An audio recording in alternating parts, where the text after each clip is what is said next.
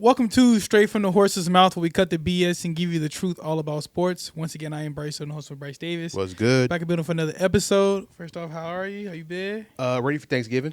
Oh, yeah, right around the corner. Right around the corner. You know, it's an American holiday. It's my favorite American holiday. Got you. Because we've replaced turkey with barbecue. So I'll say, y'all just barbecue. So Yeah. It's just a regular cookout for y'all. it's basically a cookout. Okay, Yeah, Thanksgiving's turned into a family cookout. 4th of July part 2 or Juneteenth part 2. Yeah, Juneteenth part 2. Yeah. It's the final black holiday.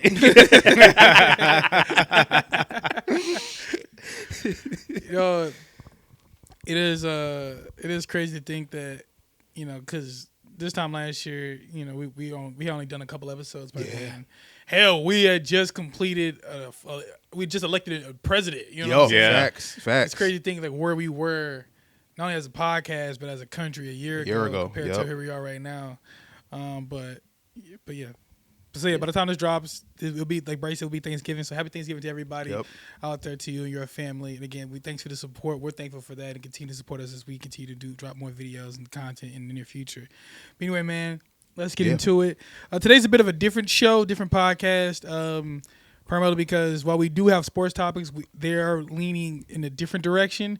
So just kind of bear with us as we take you along this journey. Yeah. The first thing we're going to discuss.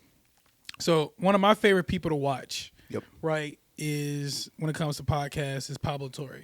Great. Right. I'm a fan of journalists who you can tell they were journalists. Yes. Right. That's why him. Yeah. There's this guy named Jeff Pearlman. Anybody, Jeff Pearlman? Have you ever seen the show on HBO about the Showtime Lakers? Jeff Pearlman's the one the book is based off of. Right. He's a good journalist, and he tells his podcast. He pretty much goes over stories that he's done. Right. So he just breaks it down in video format a little further and gives updated. Right. So it gives you some information behind the article that he wrote. Yeah, and updated because some of these things he wrote were back in the 80s and the 90s and things like that. So what's changed since then? Yeah. And I like that. Yeah. Because I feel like a lot of people who are journalists, you can't tell sometimes. Yeah. They just feel like generic talking heads. And I feel like they've done a bad job piss poor job. We discussed this numerous times. Oh, yeah. Of showing the difference between just an analyst, a talking person with an opinion, and somebody who's actually on the ground, a muckraker, doing it day in and day out. Yeah, you could tell Pablo Torre cut his teeth on the what do you call it, the in the locker rooms. Yeah. You know, having to grab information for a journalist who's above him. Like, hey, I need help with a story, so I need you to go out and get this information for me. Like, you can tell he's done that. And you can also tell that one thing about journalists is we're all natural curious people. Yep. Right. So what might not interest the public at large interest us. Yep. Right. We find the weirdness and some of the weird nuances that happen. Yeah, I think his story on the Kawhi Leonard thing speaks volumes to that. Right. He like who cares about a company going bankrupt? But you look into it and you say, that's weird. I recognize that LLC. Right. What's this LLC doing attached to this? Or you recognize it from like him, like, oh, didn't they used to have their name on the Clippers thing? What happened to them? And you do your digging. You do your digging. Right. Same thing with the whole Jordan Hudson story with Bill Belichick. You know what I'm saying? So I said to say, so he drops another episode, and every time we drop an episode, it's like an event now. Like, it really is. It's What's like Pablo talking about now. So even the people, I think it's also cool that he's gotten to a point where even the people sometimes he brings on are like, all right, well, what's going on today? What's the play, Pablo? Yeah, what you got for me? What's behind? You know, what's behind door number one? So he did a story on Riley Gaines. Yes. And if anybody doesn't know who Riley Gaines is, she has been a huge on the political front these last couple years, especially in the conservative space. Has appeared on Fox News a bunch. She's a huge advocate as far as women's right in sports, particularly against anti-trans women being in sports. Yep. If you remember the trans swimmer, Leah Thomas. She was famously pretty much going up against her. So that's kind of where her journey starts. Right. In her anti-trans activism, if you want to call it that. And Pablo breaks that all down. Yeah.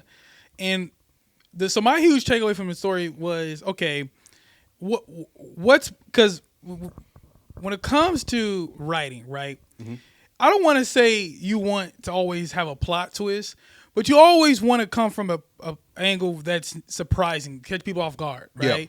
You don't want to be. I shouldn't be able to read your story and know how it's going to end within the first couple sentences. Yes. I want to be like, oh, let me get. You know what I'm saying? Yeah, I want to be led on a little bit of journey, right? And I don't want to know where this journey is going necessarily. So, you get to it. Okay, where's he going with this? All right, okay. So she's she grew up conservative. All right, so she's with Trump. That doesn't surprise me. Yeah, it doesn't surprise me. Yeah, there's nothing that. So, but then he starts talking about the money. Yep. Yeah.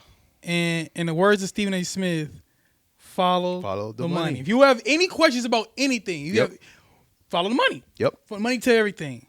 And I think the biggest thing in the beginning of the video was the fact that he was able to get on record one of her teammates while she was at Kentucky, right? And the fact that the way her teammate described her, it's kind of like it's almost like a different contrast to the person she's dealing with now. Yep. Right. Yeah. So it speaks. Okay, what changed? Right. Because remember, we've all changed from college to now. Absolutely. Yeah. Hers was so drastic, and so quick. Yeah. It was quick. Yeah. And I think that was like my first word. Okay. Okay. All right. So she's different now, but. People are changed from college. That's not some random. My conservative friend who was kind of chill in college, going full MAGA. That's kind of normal. Yeah, that's pretty normal, right?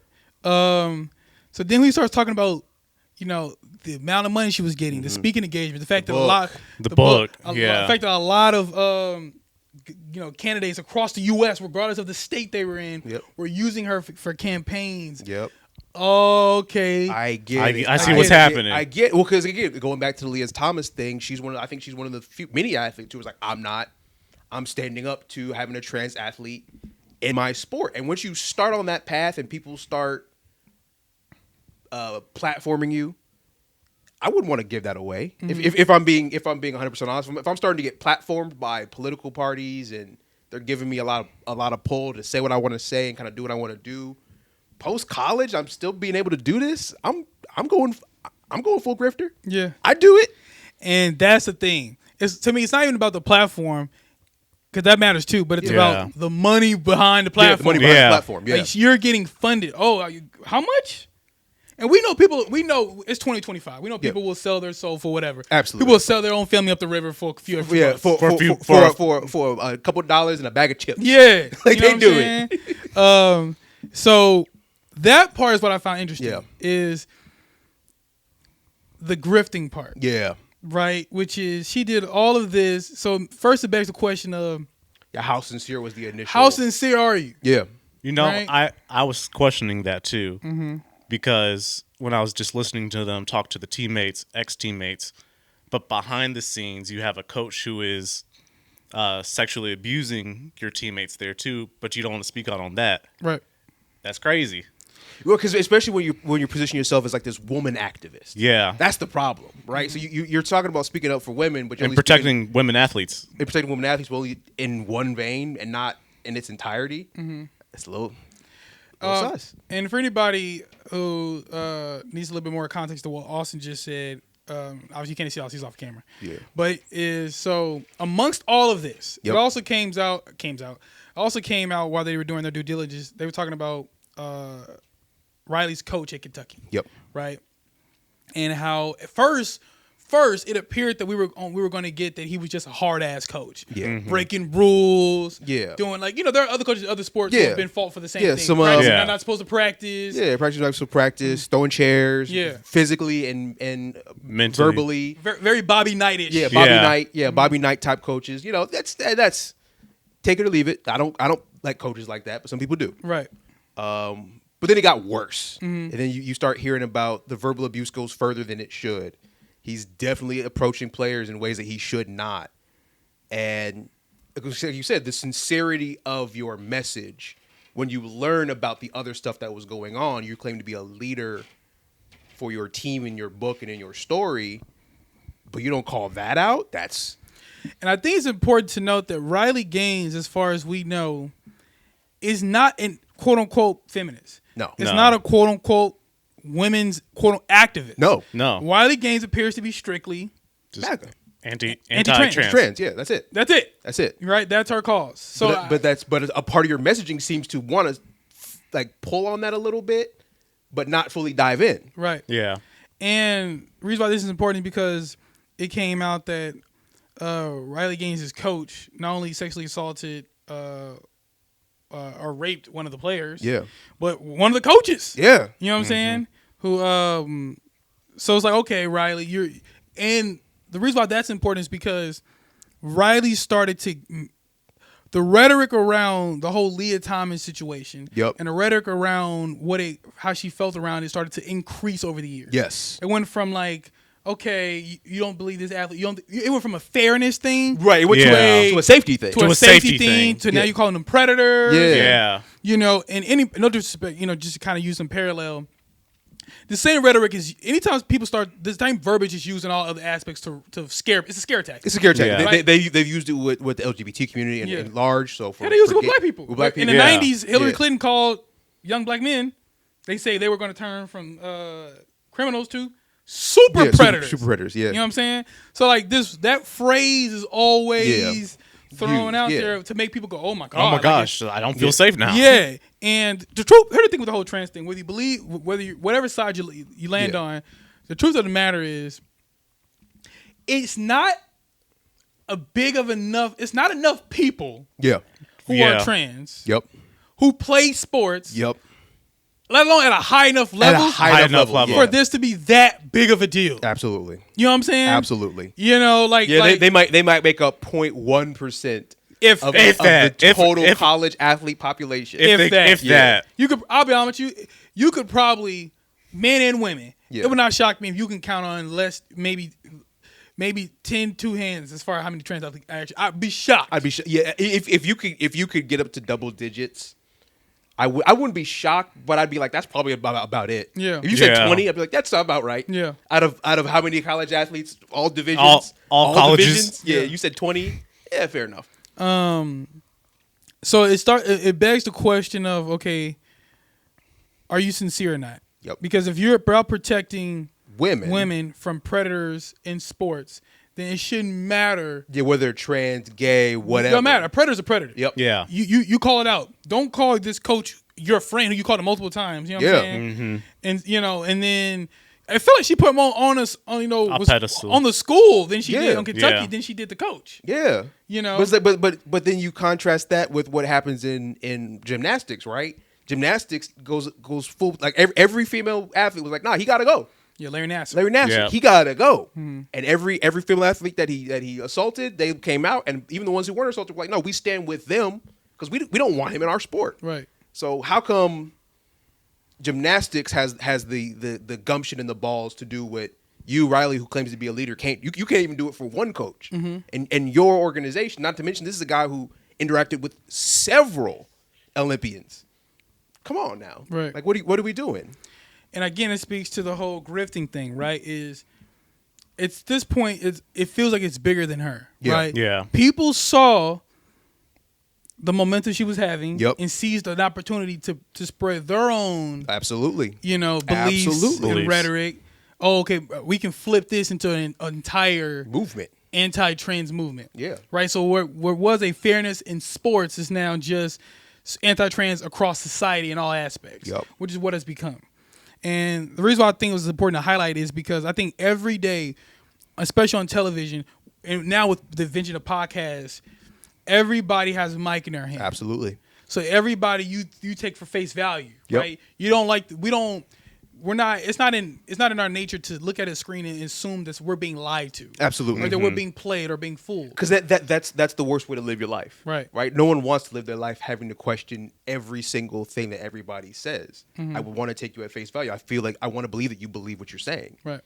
And now with the advent of social media and the access to podcasting, you now have to question that a little bit more. I have to question if what you believe is truly what you believe, or you're just trying to ride a wave. And that's unfortunate. Yeah, and I think it's important. It's important that we call it out because it's not fair for people to be falsely led. Because it's funny.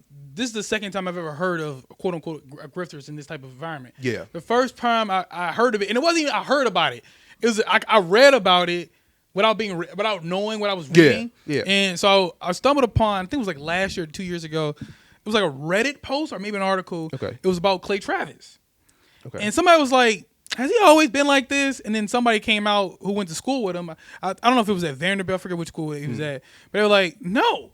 Yeah. No. He was not. The guy that you see right now is not the guy, who runs Outkick and all that kind of stuff. Yeah. This was not the guy that we knew. With. Yeah. This wasn't the guy that was, in his early days, I think he was at Barstow. I forgot where his early days where he was at. Yeah. But this isn't the same guy as that. Right. Right. I'm like, oh shit. Somebody's like, yeah. So he went to school in the South, football and stuff like that, but he was never how he is now. Right. Yeah. And it's like one day somebody and everybody started to agree. Okay, he saw the lane that lane he's in now. The lane that he's in now that provides him with financial stability, that provides him with a moment for him to shine in, that gives him everything that you could ever want for. That's what he latched on to. Yeah. And that's what makes you a grifter. When you weren't I believe like what's like a Nick Fuentes, right? I believe in a Nick Fuentes. I believe that's just him all day. Same as Skip Bayless. Skip Bayless, yes. Yeah, that is who they are. Yeah. I believe that. Right. I don't believe, but when someone says, man, they weren't like this before, then that's when you got to be, okay, so you're a grifter. That's a grifter. Right. When all of a sudden, if I came out tomorrow and I'm like, I'm Dr. Umar, and everyone is like, and I get a bunch of clout for it, and y'all come out and like, that nigga was not like that. This nigga was not Dr. Umar 2.0. Right. It's like, I'm a grifter. I'm just trying to use you for my own gain, and that's it. And so it also, I think we got to be careful with who, we got to do a better job of vetting people. Absolutely. Yeah. You know what I'm saying? Like everybody it's like, all right, like let's do our due diligence here, right? Just because someone looks pretty and says stuff that I agree with. Yeah. Like, believe it or not, do they really though? Right. Do they really? Are they just telling me what I want to hear? Yeah, exactly. Are you just telling me what I want to hear? Is that what it is? Right. Or are you actually believe what I believe? Right. Do that due diligence to actually find out who this person is, what they stand for, what their platforms are. And unfortunately, even on the point of who with due diligence, you also got to ask your question: who's backing these people? Exactly. Yeah. Who's backing these people? Exactly. Like who is actually behind the mouthpiece? It's just you got to find that out. Because I think Pablo brought out the DeVos family, who owns the Orlando Magic. Yeah. Yeah. You know what I mean? And some other various, a Senate governor or something. Yeah, the guy who was the lawyer for Trump. Yeah. Yeah. He's now working with her and all that kind of stuff. Are they suing the NCAA? I believe they're suing it. Yeah, they're suing the NCAA. Yep. So it's like that matters too. Yeah. Who backs you that always matters. It's very important. You know what I mean? That's a very important factor is who's backing who. And also, it's like, okay, how did this person get here? And it just be weird of things like that. Don't just be like, because they do it in the music industry. Everyone's like, oh, this person's an industry plant. right? Maybe this person's a political plant. Maybe so. Maybe this person's a political plant. A plant doesn't necessarily have to be in music. Yeah, exactly. Yeah. Anybody can be planted somewhere. We got enough money, enough backing, and the powers that be decide this is going to be our mouthpiece. Right. Be wary of that. Yes. Because that could happen anywhere. It could happen on the right or the left. Yes. That could happen anywhere. So just be mindful of that. Right. As we used to say, stay woke. Stay woke. Niggas creeping. Niggas creeping. They gonna find you. Just go catch you sleeping. They gonna catch you. Yeah. Just I know people don't like to hear it, but you have to be aware of all the mechanisms that might be trying to keep you down. Yeah. And try to keep you divided. You got to be aware of that. Yeah. Moving on from that though, staying in sports. Another beef in basketball. They love that in basketball, don't love they? it, don't they? They love They it. live for it. So Kenyon Martin, former number 1 overall pick out of Cincinnati, one-time All-Star, went to multiple NBA finals with the Cincinnati. with the New Jersey Nets. New Jersey Nets, yeah, you're right. The Jason Kidd Jason teams, Kidd coached by teams, Byron Scott, Kerry Yep. Kittles, Keith Van Horn, Yep. Richard Jefferson, and the crew. Played later on with Denver Nuggets with Carmelo Anthony. Coached by George Karl. Went to the Western Conference Finals against Kobe Bryant in 2009. Yep. Played a long time in the NBA. Long time in the NBA. Son is in the NBA. Yeah. Son is Kenyon Martin Jr. is in the NBA. Yep. Obviously, these last couple of years, he's been a panelist or analyst or what do you want to describe it, a personality on Gilbert Arenas show, Gil's Arena, and has had a plethora of opinions, right? Yeah. This week, he went on a show where they asked him about tough guys, and he didn't mention Draymond Green, who's considered a tough guy in this era. And then they asked him about it again on Gil's Arena, and he was just like, he doesn't see Draymond Green as a legitimate tough guy. Yeah. Especially compared to some of the guys back in the day. Absolutely. Yeah. Some live wires. Yeah. Yeah. Right? Who absolutely. Vernon Maxwell. You know what I mean? Bill Lambier. You know, those guys who you just never know. Yeah. They might just clock you upside your head. Right upside the head. Just because. Just because it's Tuesday. I don't like the way your hair looked today, bro. Right. So those guys, he just didn't see him as part of that cloth, right? And so Draymond responded, right? Brought up the accolades and everything. Yeah. Brought up how what he's done compared to what Kenyon has done and all that kind of stuff. Which I'll be honest with you, I'm conflicted because I do, especially being in the position we are in as a podcast, I do believe in listen to the message, not the message. Absolutely. Defend what he said. Yes. Do you feel like you are, in fact, a tough guy? Absolutely. Or do you feel like you're a guy who plays a tough guy in a movie? Yeah. You know what I'm saying? You know what I mean? Are you a real one or are you acting? Right. You know what I'm saying? Yeah. Defend that. Yeah. You know, because you are the guy who barks in people's faces. We see, Kick chokeholding people, kicking people in the nuts, all that kind of stuff. Hitting your own teammate. Roundhouse kicks, you know what I'm saying? Going full Mortal Kombat out there. Right. So we see this energy, right? So we want to know is that in you or not, right? Yeah. Defend that point. Instead, he went after the accolade, which again, when you do this stuff, you got to be prepared for it. Yeah. Yeah. So then Kenyon Martin responded and proceeded to list. First, he said he can find 200 players who are better than Draymond Green. Yeah. Then he said 50. He can name 50 power forwards better than Draymond Green. Now, I want it on record that he did name 50 people. I disagree with a lot of them. I would say he had a solid 15 on the list that were better than Draymond Green. His first few were good. I'd go 20, 25 deep. Okay. On the list? Yeah. Probably 20. Yeah. I think 20, but not 50. Yeah, not 50. Yeah. And then, so what's your take on this whole back? So I'm going to start with where Kenyon Martin said it first, which was I don't put Draymond in the tough guy conversation. And on that point, I kind of agree a little bit. Mm-hmm. Where Draymond definitely plays crazy, but he's not crazy like dudes used to be. Mm. Now, this is a different era of basketball, so maybe that's also a part of it. But when he started mentioning who he thought as tough guys, I understood what Kenyon Martin was meant. Mm-hmm. Right? I understand. Like I'm looking at the old, like basically like the hockey enforcer type power forward of the yesteryear, where dudes were just busting people's heads open, play hard fouling. And that was mainly their role, was to kind of protect your best player. It's kind of what they did. Right. And on that regard, I can kind of agree with Kenyon Martin a little bit. On Draymond's rebuttal, I don't think he should have brought Kenyon Martin into that conversation about me versus you. I think he should have argued against the people that Kenyon Martin brought up. This is why I think I'm better than a Charles Oakley. This is why I think I'm better than Rick Mahorn. Mahorn. Right. That's what Draymond should have addressed. Was I think I'm better than those guys, even from a basketball standpoint. Because Draymond, I think, would have an argument that I'm a better basketball player. He is to me. Yeah, I'm a better basketball player than those two anyway. Yeah. Beyond just the tough guy thing. So why don't even put them in the same category as me. Get them out of here. And then Kenyon Martin's response was then about basketball power forwards. And it's like, okay, if we're gonna go take that conversation, I enjoy that conversation more. Mm-hmm. What about you? So here's the whole thing about who's a tough guy and who's not a tough guy, right? First off, you got to factor in the era. Yeah. Right? That matters. It does. Right? Absolutely. We're talking 70s, 80s, 60s? Yes. That's different era. It flew. You could do that. Even the 90s, right? It's just different. But also, just like, if we agree that at least people who are actually civilized when it comes to talking about basketball, if we agree that talent transcends era. Yeah. That a guy who is good in this era can, in fact, will be good in multiple eras. Yeah. Then, in my opinion, you being a tough guy to me. That's not a talent. That doesn't. I like to think I extend that same grace to that as well. Okay, fair enough. So to me, until proven otherwise, I'm going to assume that in the 2000s, Draymond was stocking nigga upside the head for no fucking reason. Yeah. In the 90s, fair enough. Now the difference is, and maybe this is the Kenyon's point. Okay, you do that, Draymond.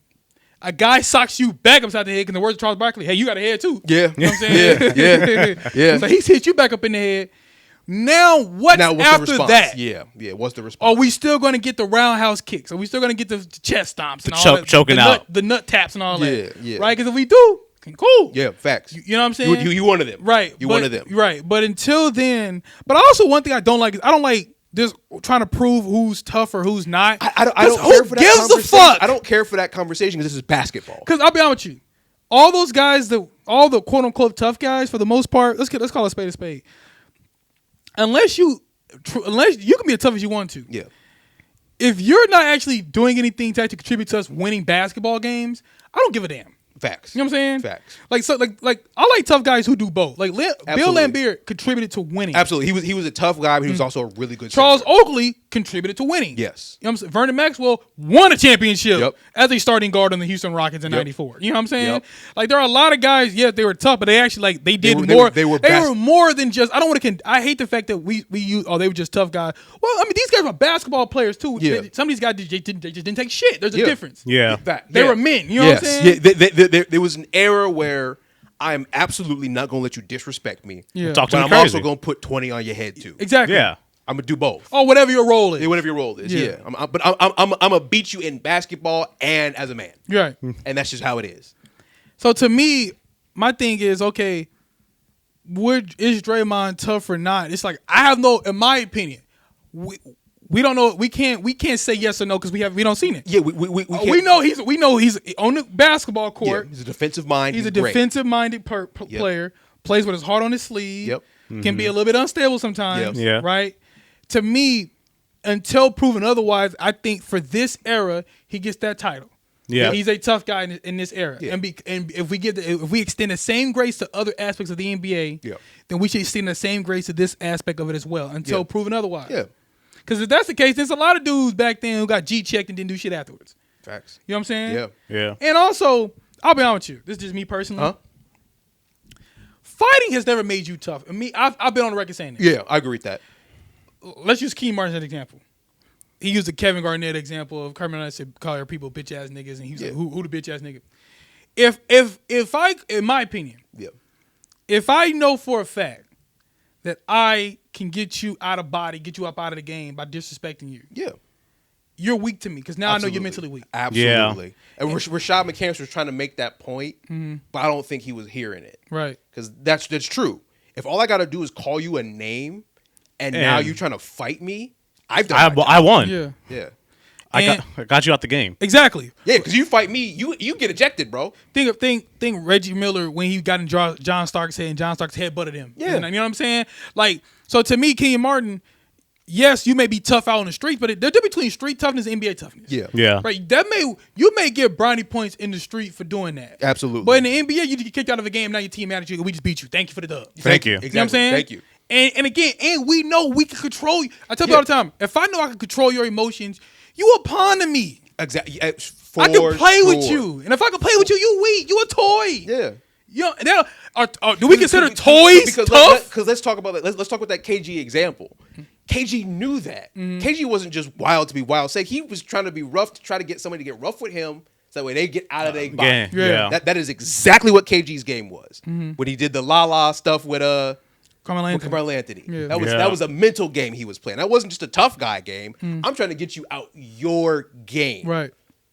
I'm not just trying to be tough for toughness' sake. This is gamesmanship across the chess. board. It's chess. It's chess, not checkers. Yeah, you're right. Like so, just to be tough is not worth it in sports. Right. I gotta try to get any advantage I can get. And if I can get you off your game and we win, that's a dub. Yeah, that's a dub. And to me, also in sports, to me, there's nothing more tougher than imposing your will on another man who doesn't want. Absolutely. Who doesn't even know that I'm trying to do that? Yeah. Like, or knows and there's nothing you can do about it. Yeah. There's nothing tougher than my favorite example It's the 2004 NBA Finals, and the Pistons are up. I believe it's game 4. Okay. So they're up 2-1, I believe, and they're in Detroit, and I believe they're in Detroit, and Rasheed Wallace he's struggling at this point to the series. He hasn't really He's impacted the game. Yeah, not yet, and he gets into it with, I believe, Slavidov Mevendenko, I believe was which is a throwback name for anybody. That's a very throwback name. And they go and they get nose to nose, they get broken up. And Rasheed, known for the technicals and all that kind of stuff, but it's the NBA Finals. So instead of that, the next play, they get the ball to Rasheed, bucket. Yep. He pretty much proceeds to go off. Yep. And pretty much helps seals the game. They go up 3-1. As we all know, they go on to pretty much win that series and blow out the Lakers, right? Yep. But that's tough to me. Yeah. Cool. I know exactly what's going on. I can't get a tech right now. Yeah. Let me rein it in and just play basketball. Cool. You want to cool. Bucket. Yep. Here's another one. Yep. Oh, you know what? Here's another one. You still not mad? Here's another shot that's made in your face. You still at some point, either two things will happen. Either you're gonna foul me, get annoyed, switch, or your coach will take your ass out the game. Absolutely. You know either works for me. Either way, you done. Yeah. Either way, you can't guard me. Yeah. And I know that. Yeah. And you know that. Sure Now you know that. You know that. Now who the tough one? Yep. Now who tough? Me. You know what I'm saying? I'm the toughest player on the court right now. Because not only did I beat you mentally and physically, and I beat you within the rules of the game. Didn't have to touch you at 1-all. Nope. Didn't have to say nothing. I just put buckets just on went your right head. to work. Yep. You know what I'm saying? So to me, that is the epitome of a tough player. Yeah. I agree with that. I agree with that completely. But anyway, I'm curious to see where that goes and all that kind of stuff. Yeah, I want to see. I don't think it goes any further than this. I think they've all made their points and they're just like, all right, whatever. Right. I don't think they'll ever see eye to eye. Moving on from that, though, there was this conversation that I believe that we saw that I showed you guys, and we're transitioning right now. We're moving out of from sports. We're gonna go to a little bit more music, more pop culture related things. And as guys who attend concerts, right? Please check out our series. We got a couple videos. You can go back and check them out. Called I Bought Tickets. So Haley Williams was talking to, I believe his name is Jack Antonoff. Jack Antonoff, who's a producer, right? Grammy-winning producer. Grammy-winning producer, and he was talking about concerts. Yep. And the price of concerts. Yes. And pretty much the absurdity in which he has gotten to, as far as what people have to pay to go see a show. Yeah. Now, I don't know about you guys, but the most I've ever paid for a show, I paid $400-something to go see Drake in Philadelphia. That's the highest ticket I ever bought for a singular show. I don't count festivals. I'm talking about just show. Yeah, just your ticket? Huh? That was only your ticket? Yeah, that's just my ticket. Okay. And truth be told, I rarely have paid under $100. My first concert was 2018. Just put in for preference. Yeah. I rarely have paid under $100 to go see an artist. Rarely. Yeah. Now I've also have seen pretty much bigger artists, so that may hurt me. But for the most part, I rarely have paid under $100. Yeah. Mm-hmm. So, what's your thoughts on your experience paying for concerts and the whole concert industry right now, as far as the cost and the astronomical, how things kind of everything? Honestly, I do think it is sometimes too expensive. Absolutely. When I'm checking for, honestly, the best price tickets are the guys who are just coming up. I can get them at the pageant for under $100 in the city. I know Chaffetz is going to be at minimum $1 if you want to get a good seat, $2. Once we get to Enterprise, that's minimum $150 to $2 to $3 sometimes. And if we're talking about the Dome, forget about it. Yeah, forget about it. So I think that's kind of it's a weird cascading effect, right? Because it all depends on the size of the artist, the venue that they're going to, and does the artist fit that venue, right? Tyler, the Creator, was Chaffetz. Or was he Enterprise? He was Chaffetz. He was Chaffetz. And he fit that. That was a big enough event venue for him. He pretty much had it. The back area of Chaffetz he didn't have because that was the stage. But the rest of Chaffetz, he filled out. When it came to Thundercat, he was pageant. He filled out the pageant, but it was I think I paid $60 for those tickets. And I think that's the lowest I've ever paid. Yeah, but that fit him. So I think the really question is are we putting artists? Because I think there was also 2 years ago there was the string of artists who had to cancel shows just because they couldn't sell at whatever venue they were going to be at in certain cities. And I think that's on the organizers, where it's like, you got to know what your artist can do in a city. And I don't think that's what people are taking into account right now, is what is your artist's ability to pull in a city. Because then that makes takes the case. Like, if we're doing the Midwest, I'm doing Chicago, St. Louis, Memphis, choose one. Pick one. And if I got to justify the price, then I can justify it, because, well, he's only going to be in one city in the Midwest. He's not coming here. But if he's doing 3, drop that price down, because I could see him in 3. I could see him in 3 locations. They're each 5 hours away. Chicago, Memphis. Yeah, I could spend a little more on gas if the ticket price is cheaper. I might go elsewhere if it's feasible, though. And sometimes it's not feasible to do that. One thing that I thought Jack did a good job of breaking down was how when everybody goes to the concert, regardless of your background, we're all here for the same thing. Absolutely. Yeah. And it does suck that, because there are 3 ways to pretty much go to a show. Yep. Right.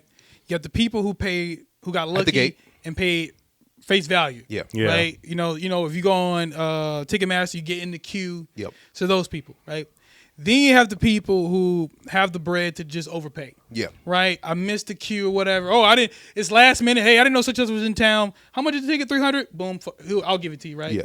Then obviously you got the last minute people who buy from scalpers and stuff like that, right? Yeah. And he said it sucks that you have 3 people who came to see the same show, they're all the same fans, but it's 3 different price points. Yeah. Yeah. Now, we all know scalpers have always existed for a long time. Scalpers have always they've- existed. yeah. That's been a thing. That's the thing for every sports, music, not movies, but like for entertainment, that's been a thing. Right. But the fact that He said there was like 3 different markets. Yeah. And the fact that minutes after a concert sells out, prices get jacked up is insane. Yeah. It is. And it sucks because, again, all these people, whether they're working class, poor, rich, once we all here, we're all, we're all family in the club. You know what I'm saying? Yeah. We all enjoy this artist. Yeah. Like, we all came to see this artist's music who we love. Mm-hmm. So it shouldn't. So the fact that you spent this and you spent this and you spent this, it is kind of suck. It is insane because it does. Yeah. It's insane, and I think the only way you could do that would be to prioritize gate sales. Yeah, you would have to prioritize, like, hey, you got to get your tickets. When the artist announced this was when your gate. You got to go to the venue. You got to get those tickets, and that might put a cap. Yeah. Put a cap on how many you can buy. Yep. Mm-hmm. I think that might be the only way you solve that problem is at the gate. You got to get your tickets. No ticket. Ticketmaster is purely secondary sales. Mm-hmm. If the venue at the gate they didn't meet what they needed, then the venue can put those tickets up for purchase on the Ticketmaster or StubHub or wherever. But the premium tickets, you got to get them at the gate. Mm-hmm. Got to get them at the gate. I wonder if there's a way, because I'll be honest with you. I remember, I think I was watching something on MTV from the early 90s. It was like Kurt Cobain. They were interviewing Nirvana, and they was talking to them about like Madonna's tickets at the time. And I remember her tickets were only like, I think it was like $60-$70 or whatever. Damn. And this is Madonna at her like at her top. Yeah. This may be this may be the Blind Ambition tour around that time, or a little bit later. I'm not 100% sure. And they were like, they couldn't believe it. Yeah. They're like, how much? Now I would pay that easy. Oh, easy. You give me a $60. Here you go. You said Drake $60 right now, right? And I get a good seat. Yeah, a good seat. Hell yeah. Yeah. And I'll be honest with you. I do think about, like, obviously there are a lot of factors you really can't factor in. Yeah. But I do think that, you know what, like the idea of a concert, it's entertainment at the end of the day. Yes. How much is this entertainment really worth? At any point should a legitimate concert ticket off rip, regardless of, let's just say, because let's just take away the scalpers, take away secondary market, right? These prices are high off rip. Yeah. Off rip. Nosebleed 100, like 80. Yeah, right away. Yeah. Like, so right away, it's not like, because to me, it's not like shoes where shoes, it's one price. Absolutely. Yeah. And then everybody else jacks it up. Yep. But most shoes don't, like, it's like 100, 120, 150. A pair of Jordans, 210. Right. Right? A pair of re-release Jordans, 210. And then the secondary market, I know that's $350. Right. I know it's $350 off rip. But at $210, that's my price point. That's my price point, and that stays the same for most of the Jordan line. Right. It should be that way. Like, okay, wait, what is the true worth of this artist? Is this artist truly worth off rip $250 for not even the stadium floor seats, just the decent seats around the arena? Is that really $250? What requires this concert to be a $250 ticket? Exactly. That's got to be humbling for some artists because, some aren't worth $250. Well, and that's the point. That's another thing is, I believe to me there should be a tier system for artists. Absolutely. And I mean this. I think it should be a flat rate. So I believe that there should be an A tier. So the Drakes, the Beyoncés, the Kendrick Lamars, the Weeknds, the Taylor Swifts. Yeah. Like, they should have their own tier 1. Yep. Right? And that also includes legacy acts who don't struggle selling. Yes. Yeah. So Jay-Z, Lil Wayne. Well, okay, let me be more clear. Are you talking about Big Dog? Big Dog. U2. Oh, yeah. Okay, Bon Jovi. They better know. Got you. Okay. Bruce Springsteen, Billy Joel. Got you. Rolling Stone. Like those people. Got you. Right? Them guys. Like those. Where it's like that's eight. That's tier 1. Yeah. Tier 1 should cost, to me, in my opinion, $150. Fair enough. That's fair. And then tier 2 is that next level. Okay. Whoever, I don't know, you can just name an artist, you consider them tier 2. Maybe a Billie Eilish. Yeah. You know, those Billie people. Eilish, Sabrina Carpenter. Yeah. Those artists. New, nice, but still not A tier. Right. I would consider Tyler Creator, put him in that category. I'll put him there. Yeah. That to me is 100. Fair. Yeah. And then tier 3 and below is 50. Yeah. So insert name here artist, Denzel Curry, $50. $50. Absolutely. Trippie Redd, $50. Yeah. You know what I'm saying? If you want to go to other genres, Kali Uchis, $50. Yeah. Blood Orange, $50. Yeah, 50. You know, yeah. simple. Yeah, the people who are openers on tours. Yeah. Or just your tier 3. Yeah, no, that's tier what 3. I'm saying. You were an opener for a tier A. That's your rank, right? You tier 3 is you open for tier A. You're definitely not tier 2, so you're $50. Right. You open for the tier A's. You don't really get a lot of pull. They could still hold their own on a concert. Still hold their own on a concert, but you're not worth tier 1. Exactly. Yeah. Sort of like for example, I remember. I wasn't there, but reading about and watching the Who played at Shea Stadium in I forgot what, late 70s or some shit like that, and their opener was The Clash. Yeah. So based on our tier system, the Who would have been $150. Yep.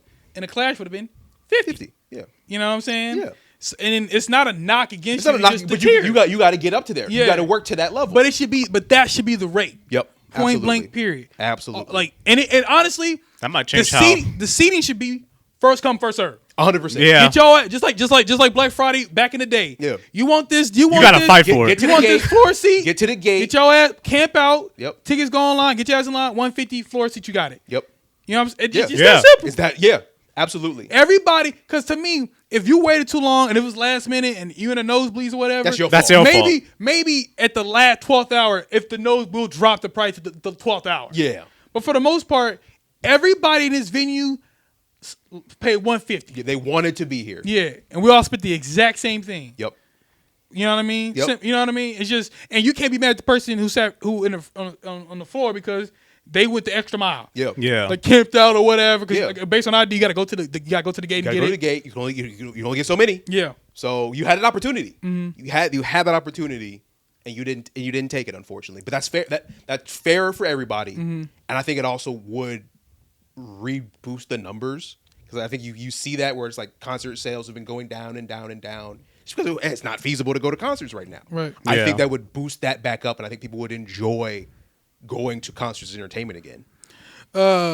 Moving on from that, though, I need somebody to pull up Denzel Curry's comments as we transition into another topic about music, this time hip-hop specifically. As we talked about in a recent podcast, the state of hip-hop is in an interesting space. A lot of people are saying it's dying or declining or whatnot. We have our various opinions on it. But Denzel Curry, who's actually, in the game himself, is an active participant in hip-hop, a really good rapper. We like his tracks. I use some of his songs as some of the episodes a couple times. He made some. I believe he tweeted. I don't know if he was. It was a tweet. It was a tweet. Like most Like everybody else. Yeah, like most people when they shoot off the hip. But let me know when somebody finds it. I got it. Go ahead. I'll let Austin go ahead. Go ahead, Austin. So first off, it shows on Instagram, none of this music shit is interesting anymore.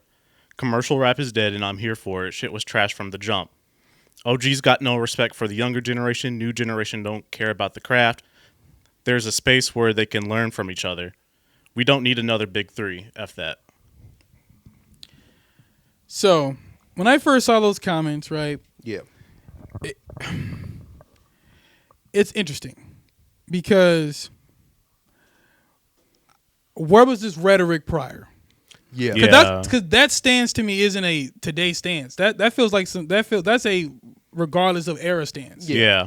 Like that's been a thing. Yeah. Absolutely. So first, it's like it feels like in my opinion, this is what I think with Denzel Curry when it comes to this. I've been putting out music.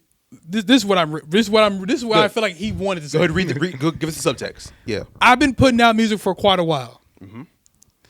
I'm finally getting lit, or I'm getting some pub right now, and everybody's saying hip hop declining, which means that my shit ain't hot, it ain't cracking, and y'all must mean we all suck.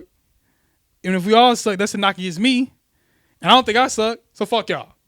Yeah. You know what I'm saying? Yeah. You know what I mean? I think that's the perfect way to read it. It felt like, because if you're a Denzel Curry, a JID or JID or whatever pronounce his goddamn name, JID. Or anybody who's Joey Badass, and even some of the newer people that we've discussed multiple times out here, Meg, Jack, Roddy, Polo, insert whatever, insert the young, baby, Lil Baby, insert Gunna, rappers at 30 and under here, right? The baby, Lil Baby, Gunna, all those guys. If you're hearing that hip hop is declining or dying, and this is your era, you're rising, you're gonna take that to heart. Absolutely. Yeah, absolutely. Like that's gonna feel like a shot at you. Like, damn, we can keep the torch bearing. I can't carry the torch. Yeah, like you think my music sucks or something, right? Or I'm not good enough. Yeah. And to me, anybody who thinks that mainstream, first off, let's get this out the way. Mainstream rap to me. There's no definitive like sound of mainstream rap. No. Mainstream is just artists who are very popular. Yeah. It can be a variety of different styles. Drake is different from Kendrick, different from Cole, different from Nicki, different from Future. Yeah. They're all mainstream rap. Yeah, because I think the problem that I have with that mainstream rap category, maybe we can talk about it later, Roger, it's just like, it's kind of like, there's no mainstream. There's just what's popping. Right. Yeah, that's just what's popular. That's just what's it. Right? Either it's hot or it's not. Mm-hmm. And there is like, hip-hop is hip-hop at the end of the day. There's no to separate it out into a different tier of like mainstream is different from what I'm doing is stupid, because I think Why would you not put yourself into mainstream is my question. Yeah, that's really what it is. Why wouldn't you want to be the next new thing? I think that's very strange. But why would you want to be, or why would you want to be excluded from that? Oh, okay. Like, why? I would, if I'm putting all this work, then I want to be a part of that. I want to be seen as the hot artist who's getting all the play and my songs are bumping on the radio, all of that. I'm getting the tours. I'm getting my music is in commercials and all of that. But to say like mainstream versus indie is just strange to me, because I don't think that exists, honestly. I think it's just the music that you make is the music that you make. Yeah. And for Denzel to take that to the chin a little bit, it's like, well, I mean, the numbers don't lie. Right now, hip hop is not popping. It's just not the music people are checking for right now. We can, talk about it till the cows come home, but that is the truth. And the reality is, since 2020, it's been going down. And that's nothing to do with the artist. That maybe it's something to do with artists. Maybe that's just the environment that we're in. But that's just the reality. And maybe you had something to do with that. Maybe you didn't. But to get mad about that and to say F the industry is weird. Right. Because there's so many factors. Especially when you're in the industry. Yeah. That's my thing. Another problem I have with some of these artists is when they act like they're like I'm outside the industry. Yeah. I'm looking in. I'm underground. Like, no, but nigga, Denzel, you're on a major label. You're on a major label. You have major collaborations. Yep. We know who you are. Yeah. You can't hide. You're not a hidden gem. You know what I'm saying? Yeah, but it's just you haven't gotten to a point where people have looked at you and gone on a mass scale and gone, hey, you know what? Let's put our energy behind Denzel. Yeah. Let's see what Denzel can do with the ball, right? For whatever reason, people didn't get picked. They didn't choose you. Yeah, people haven't grabbed. Go ahead, Austin. And this isn't new for Denzel either, because when Grammys come up and all that stuff, he talks about not wanting it, not wanting the accolades. He doesn't do it for the accolades, which is great. You know, do it for the music you love. But at the same time, why are you dissing all these people? Like people from like you did XXL with. Lil Uzi's been nominated. 21's been nominated. Don't be mad. 21 won a Grammy. Oh yeah, he did win a Grammy, didn't he? Yeah, for a lot, I believe. Yeah, he did. And don't be mad now that it's like, why isn't it happening for me? Why isn't it my turn to be like where people are gravitating towards my music in a large mass? Mm-hmm.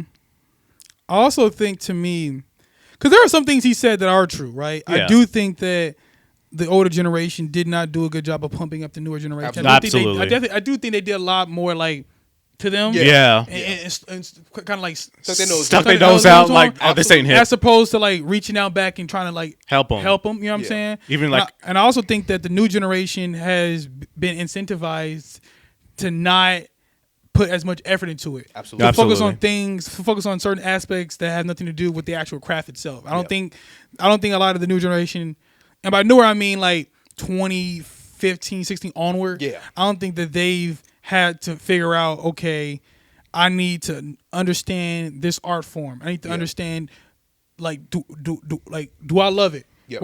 Where's my lane? Where do I fit in? Yep. Right? Because when you love it, you put a lot of effort and passion to it. You care. Absolutely. You know what I'm saying? You don't rely on hype. Yeah. You know, you put your best foot forward, and you don't go after the gimmicks and all the other stuff. Yeah.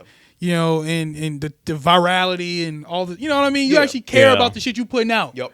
You know, you don't make songs like fart, like what's the old girl name? Ice Spicy. You won't put on a record like that. Yeah, we don't do dookie bars. No dookie bars here. You know what I'm saying? Yeah. Like, because you have some respectability for the craft and not put some shit out like that. Yeah. Pun intended. You know what I'm saying? You know what I mean? Yeah. So to me, I do agree with that. Yeah. But at the same time, to me, we're going to get nowhere. Yes. If we don't honestly look at the current landscape and understand that, yes, the indie scene, the underground scene is important to a genre. Yes. Yeah. It helps keep it raw, fresh, and real, and we get new ideas from that, and people are able to hone their skills and build a fan base, and when they explode, like Tyler created a whole offensive movement, it looks really dope and really cool, right? But at the same time, the problem is, none of you guys are exploding. No. None of you guys are growing. No. None of you guys are coming with fresh new sounds, right? The last guy who came with something fresh and new was probably Playboy Cardi. Yeah. You know what I'm saying? And he's been rewarded for it. Yeah. Whether you like him or not, he's been rewarded for it. Yep. But since then, we got a lot of guys who can rap well. Yes. But a lot of guys who we haven't been able to emotionally connect with. We haven't been able to, fully get ourselves behind. We haven't been able to fully just take control of the culture and the zeitgeist and say we're going this way. Yeah. Not the way you want it to go, but we're going this way. Just like in rock and roll in the 70s during the whole prog rock, dad rock, yacht rock era. Yeah. Punk guys came in and said, no, we're going this way. Yep. That shit is done. It's dead. You know what I'm saying? Yep. Mm-hmm. This is the wave now. Didn't last that long because New Wave came in after that. But there was a moment of time where they said, you know what? Air Supply, REO Speedwagon, Chicago, Blue Oyster Cult. It's a new king of the town. Welcome to the Sex Pistols. You know what I'm saying? Yeah. It's just my problem with Denzel is that technically you are the standard bearer now. You've been in the game almost 10 years. Yeah. Probably 10 years. 10 years. Yeah, 10 years. 10 years plus. Yeah. You've been in the game 10 years. He's had his. You're a standard bearer, dog. So for you to say this is very disheartening. Because you should be the one who should be You are now the one who needs to be championing younger art. Like let's be honest. Like, okay, so the OGs failed us. Okay, so what? What are you doing then for the group under you, to pump them up? What are you doing to go out there and discover new sounds? What are you doing to make sure that hip hop stays alive beyond just rapping? Right. Yeah. What are you doing that's going to make people say, I want to follow this guy? Because like you said. If you're just a really good rapper, that's nice, but you aren't moving people's hearts. You're not getting people emotionally invested in hip hop, and that's a problem. Yeah. Man, that's all the time we have for you guys today, man. You can follow me at Facebook at Bryce Oding. You can follow me on Instagram at Bryce David Oding, Bryce Quintel. From Twitter, Bruce Leroy. And remember, you didn't hear from the horse's mouth. Tell us and ask who told you we out. Peace.